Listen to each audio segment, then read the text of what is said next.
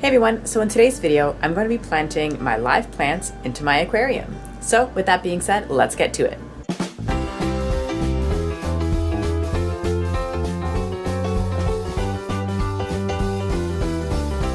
So like any other form of tank maintenance, I just started by turning off the light and removing the lid of my tank.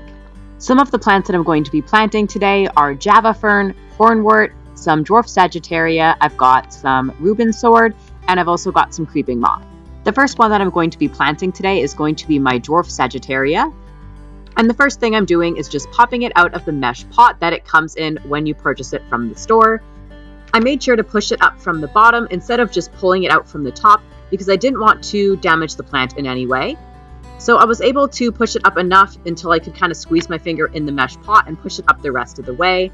I was able to remove it for the most part, but there was still a little bit of roots that had grown around the pot. I used some crafting precision scissors in order to cut the mesh to be able to slip the roots out a little bit easier. I did this to make sure that the roots were unharmed as much as possible, just to make sure that they would grow the best when they were finally planted. The next thing I did is just remove the mineral wool from around the roots. This, you don't want to plant it, so I made sure to remove it. Because my plants had been out of water for a bit, the wool is a lot easier to remove when it is very wet, so I just soaked it in a bowl of water. This way it was easier to slip the wool off. I couldn't get 100% of it off, but it is okay if there is just a little bit, but of course you want to get as much as you can off. Now, of course, the last step of planting a plant is planting the plant itself into the substrate. I just have a regular gravel substrate. It's not sand, it's not nutrient-rich dirt or anything like that.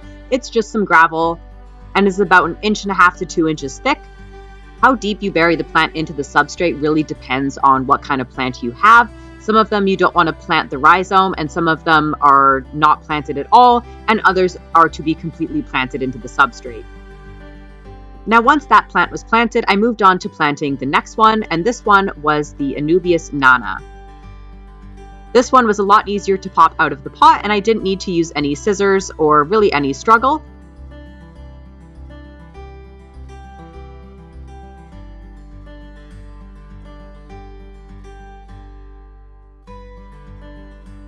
Now, this one is a rhizome plant, which means you do not want to plant the root structure.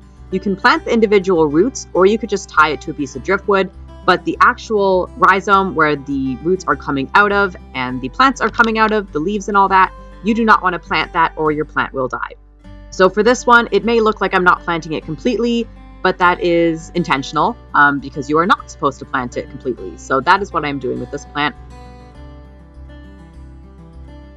You may have noticed I just plunked the Java fern and the rubin sword in here at one point. I did mention in the beginning that my plants had been out of water for a while, so I just kind of kept them in there so that they weren't going to dry out because they were starting to look a little not the nicest. Now the next one that I'm going to plant is some creeping moss. Now this one is actually kind of interesting, and it just has a gel on the bottom of it, and all you need to do to plant this plant is literally just wash the gel off and then just lay it on top of the gravel. It is not a rooting plant, so I literally just placed it there, and it will intentionally do its own thing later, but it doesn't require any effort on my part.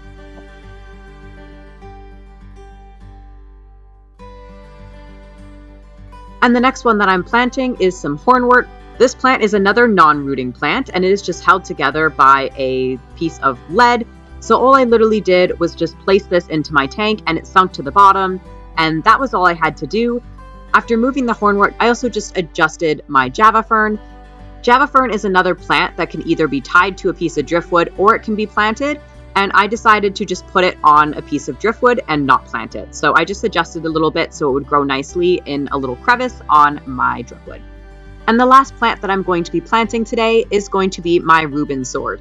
I am planting this one right in the middle of my tank, and I apologize that my hair is blocking the scene here. That, as you can see, I am not looking at the camera when I'm planting this because I'm focusing on planting the plant. So I did not realize that my hair was completely in front of my tank.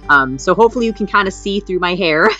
But I do apologize. I did not realize that it was totally in the way. But this one is another plant like the sagittaria that is completely planted. And so that is all I'm doing. I'm just digging a little hole, putting it in, and putting some rocks on top. Once all my plants have been planted, then I'm just going to go ahead and put the lid back on my tank and turn the light back on so I can get a full official view of my planted tank. And of course, the tank looks a little bit sparse right now simply because the plants have not grown at all. You don't want to plant too many plants at once simply because when they grow, they will fill up your tank more. So your tank is going to start off looking a little bare and it will grow a lot more. When I planted these plants, it was actually about a month ago from the time that I'm currently doing this voiceover. And so far, my tank has completely taken over and it looks very well done. And that is just after a few months of growing. So I hope you guys enjoyed this video of me planting my live plants. I really like how it turned out. I added some nutrients and everything, so hopefully it will be successful. If you want to see more videos like this, then make sure you subscribe and hit the notification bell so you get notified when I upload. But that is all for today. Thank you so much for watching, and I hope to see you again soon. Bye, guys.